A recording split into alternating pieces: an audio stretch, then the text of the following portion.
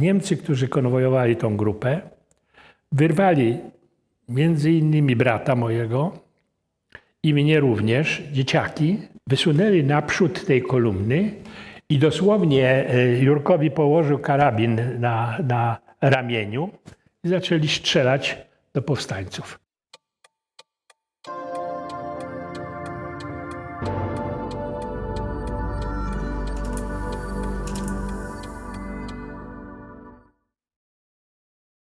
Jurek, mój kochany braciszek, mówi: Staszek, idziemy spisywać, idziemy na wielką akcję konspiracyjną, spisywać transporty niemieckie przejeżdżające przez most Kierbedzia, Nowy Zjazd, prawda? Bo to był jedyny właściwie kierunek przez Warszawę. Nie wiem, czy przełożeni jego z harcerstwa nie wiedzieli o dacie W, że wybucha powstanie warszawskie. No, przypuszczam, że gdyby wiedzieli, to by nie narażali smarkacza, prawda, na tego. Czy też to była samowola trochę mojego braciszka. W każdym razie myśmy tam poszli i pospisywali sobie trochę tych transportów, a później poszliśmy gdzieś tutaj w rejon Śródmieścia i powstanie mnie zastało w kolebce, bowiem na placu Napoleona. Raptem powstańcy latający, prawda, z karabinami, strzelający tutaj tego gdzieś tam do jakiejś bramy. Później się przemieściliśmy i w rezultacie wylądowaliśmy tego dnia przez Ogród Saski na ulicy Siennej. Na szczęście tam dopatrzyliśmy się, to znaczy Jurek się dopatrzył, brat, że mamy znajomych, no i poszliśmy do tych znajomych. Jak ci znajomi zorientowali się, że dwoje smarkaczy, 11-letni i 13-letni, jest poza domem, nie ma możliwości powrotu, prawda, na Powiśle, bo Powiśle później się okazało, bośmy próbowali, prawda, się przedostać do domu rodzinnego, to tam przygarnęli nas, ale tuż obok na Siennej był szpital powstańczy. Jurka gdzieś tam zaciągnięto i był łącznikiem. Już normalny łącznik, bo on miał 13-14 lat, no to już mógł być powstańcem wręcz. Ja strasznie mu zazdrościłem. I ja pamiętam, że w takim porywie patriotyzmu nosiłem drzewo z piwnicy do kotłowni tego szpitala i tak nosiłem to drzewo za Polskę, za powstanie. Taki objaw, powiedzmy, patriotyzmu. 2 tygodnie byliśmy poza domem. Rodzice umierali ze strachu. Mieli jeszcze cień nadziei, dlatego że myśmy, idąc na tą akcję konspiracyjną, powiedzieli, oszukując rodziców, że jedziemy na zebranie do ministrantów, do jezuitów na Świętojańską. I rodzice żyli z nadzieją, że jak trafili, prawda, do jezuitów, no to jezuici się tam zaopiekują. I proszę sobie wyobrazić, że po 2 tygodniach, czy nawet więcej, jakoś udało nam się z tego Śródmieścia, z tej ulicy Siennej, przedostać do krakowskiego przedmieścia, ale okazało się, że dalej już nie możemy się przedostać i do rodziców nie możemy do domu rodzinnego dostać się, dlatego że do dnia dzisiejszego istniejący dom Szychta, tam gdzie jest to centrum stomatologii na Powiślu, to tam Niemcy cały czas byli. Tam był szpital niemiecki i to było cały czas w rękach niemieckich. A z kolei powstańcy tutaj na krakowskim przedmieściu przy kolumnie Zygmunta z kamienicy Jona walili przez Nowy Zjazd do Niemców, a Niemcy z kolei grzali z karabinów maszynowych. Także przebrnąć przez Nowy Zjazd to się kończyło najczęściej i rodzice widzieli któregoś dnia, jak przebiegało 2 dzieci przy obecności i niestety padły. Łączniczka, czy tam powiedzmy sanitariuszka, która się czołgała do tych rannych dzieci, też została utłuczona. I byli przekonani, że to już Staś i Jurek tam leżą. Ojciec nawet w nocy próbował się tam dostać, żeby zobaczyć, prawda, czy to nie, ponieważ z pewnej odległości kilkuset metrów obserwowali z dachu, prawda, tego naszego domu.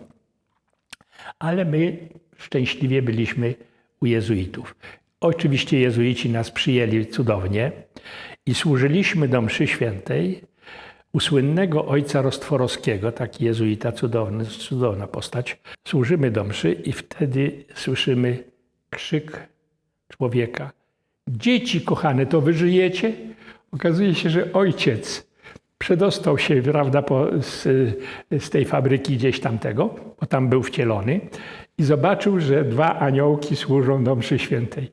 Ojciec Rostworowski przerwał mszę świętą, rzuciliśmy się w ramiona, no niebywałe zjawisko zupełnie. Później w nocy przeszliśmy z powrotem na Marienstadt, tam do rodziców, prawda.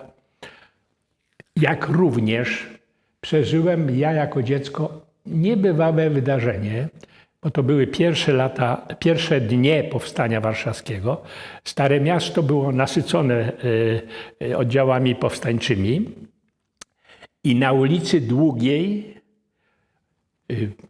nie potrafię powiedzieć dokładnie, którego to było, ale gdzieś tam powiedzmy 5, 7, może 10 sierpnia odbywała się defilada oddziałów powstańczych.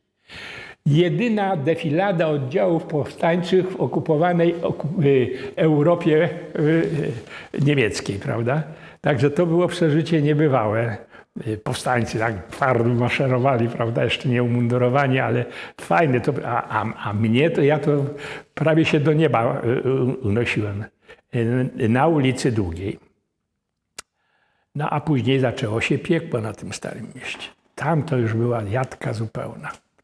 Po kilkanaście nalotów dziennie ludność żyła tylko w piwnicach, ale Niemcy bezkarnie nadlatywali i nawet z karabinów maszynowych strzelali do ludzi będących przy barykadach, do powstańców, prawda? A już nie mówiąc o tym, że bombardowali dom po domu. I jak już zaczęli pacyfikować Stare Miasto, to ojciec któregoś dnia przyszedł i przeprowadził nas pod ziemią wiaduktu Pancera.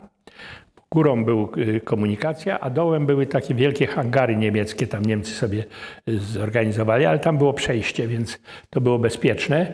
I w rezultacie wylądowaliśmy w domu. Zresztą no, ku niebywałej radości wszystkich mieszkańców tego domu, bo oni już nas widzieli jako 2 trupki leżące na jezdni Nowego Zjazdu. Niemcy któregoś dnia wpadli do naszego domu i wszystką ludność z tych domów okolicznych i z naszego i z tego wypędzili poprzez ulicę Bednarską, Marienstadt Bednarską do Krakowskiego Przedmieścia i poprzez Ogród Saski. No i w tym Ogrodzie Saskim znów aż nie wiem, czy w ogóle warto opowiadać o tak dramatycznych scenach, ale wydaje mi się, że gwoli prawdy historycznej trzeba. Pędzono tą grupę ludności z Marienstadtu i okolicznych ulic, tam z ulicy Sowiej, Białoskórniczej, z całego tego rejonu, przez Ogród Saski, który całkowicie był opanowany przez jednostki niemieckie. Ale od ulicy Królewskiej, która graniczy, prawda, z Ogrodem Saskim, tam były już powstańcze placówki. I jak zobaczyli, że Niemcy pędzą ludność cywilną, w tym kobiety, matki z dziećmi, prawda, i tak dalej, to padły strzały ze strony placówki powstańczej. I autentyczna historia, Niemcy, którzy konwojowali tą grupę, wyrwali między innymi brata mojego i mnie również, dzieciaki, wysunęli naprzód tej kolumny i dosłownie Jurkowi położył karabin na ramieniu i zaczęli strzelać do powstańców. No, powstańcy zorientowali się, że nie będą strzelali do swoich ludzi, prawda? Wobec tego zaprzestali.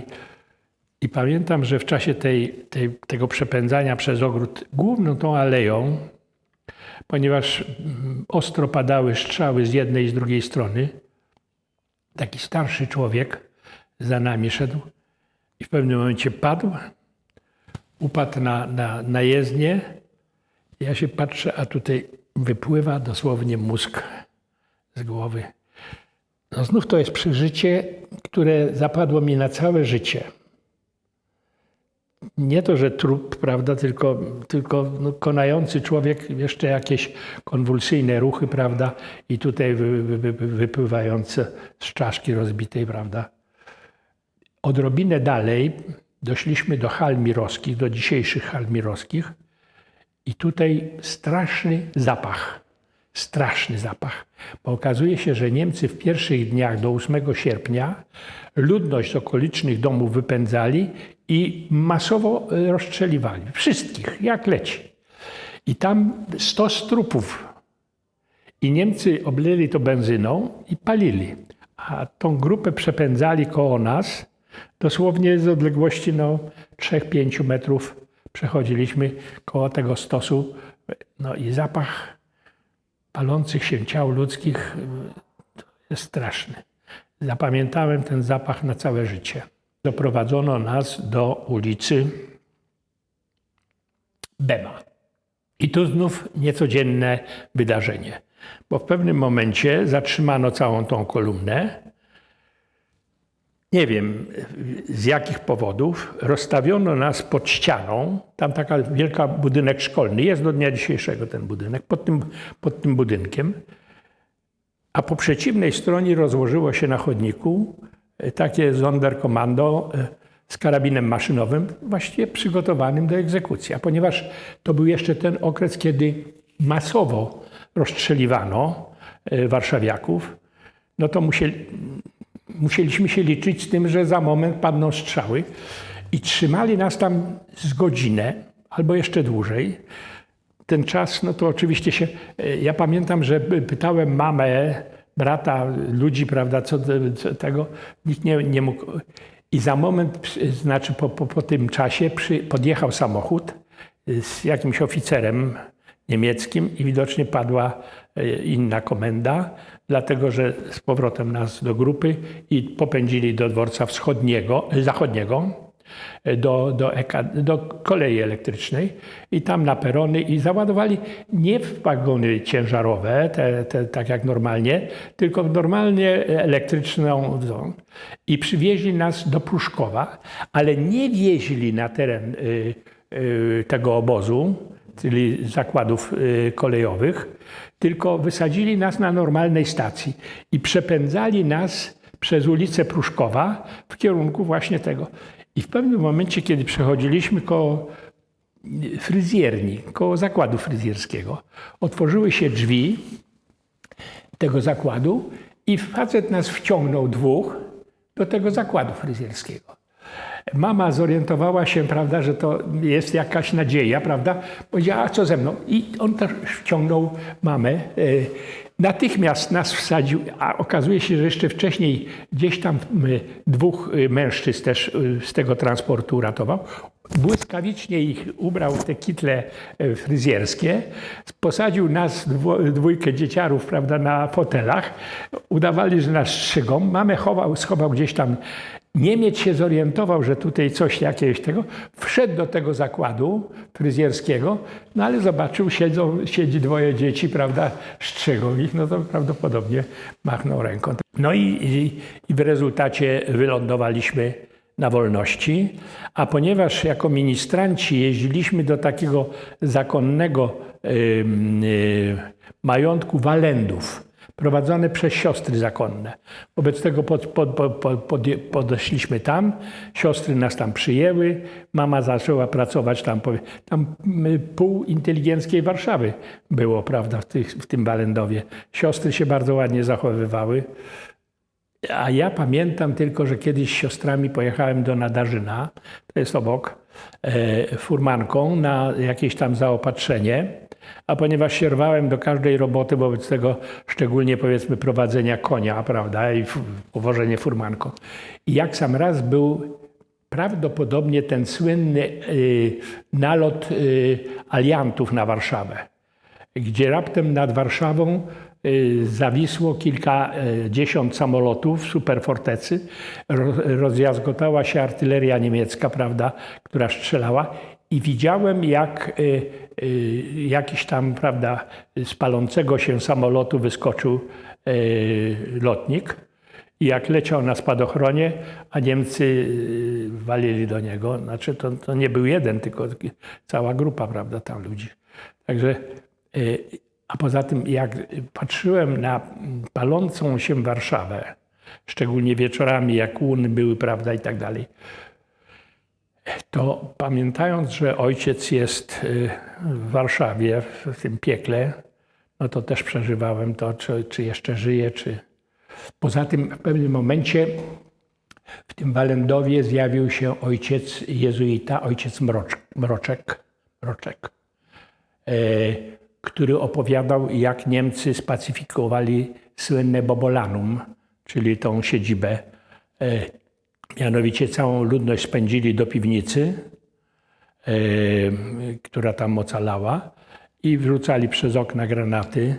Także tam się uratował właśnie ten jeden ojciec Mroczek w ten sposób, że pod trupami jakoś szczęśliwie, był trochę ranny, ale szczęśliwie i wieczorem, jak już Niemcy zdjęli tam ten posterunek siedzący przed oknem tej piwnicy, wydostał się, no i dowędrował tam do jezuitów, do Walendowa i opowiadał tym siostrom, prawda, i warszawiakom.